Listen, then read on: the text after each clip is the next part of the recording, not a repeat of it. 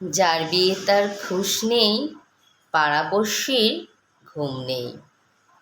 ব্যাপারটা হচ্ছে এমন যে কোনো জিনিসের প্রতি আপনার তেমন একটা ফিলিংস নেই, কিন্তু আমাদের আশেপাশে যারা আছে তারা বেশ কৌতূহলী।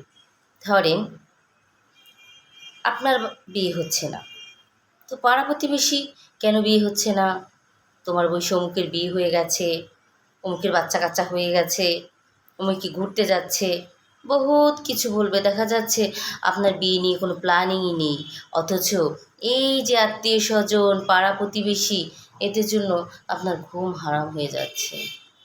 আবার ধরেন আপনাদের পরিবারে ছেলে নেই, এক দম্পতির ছেলে নেই, কেন ছেলে হচ্ছে না, অমুকের ছেলে হয়েছে, তমুকের ছেলে হয়েছে, ছেলে না হলে কি চলে, বংশের বাতি।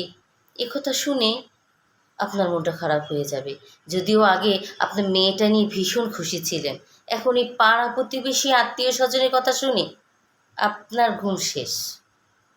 আবার ধরেন আপনাদের কোনো বাচ্চা হচ্ছে না, আয় হায় এত সম্পত্তি কে খাবে, কি হবে সন্তান না থাকলে, এই অমুকের বিয়ে হয়ে গেছে, এর মধ্যে বাচ্চা হয়ে গেছে, তোমাদের নেই কেন। কি একটা হাজবেন্ডের কোনো সেই নেই, হাজবেন্ডের কোনো কথা নেই যে বাচ্চা কেন নেই, কিন্তু পাড়া প্রতিবেশী আত্মীয় স্বজন তারা বেশ চিন্তিত।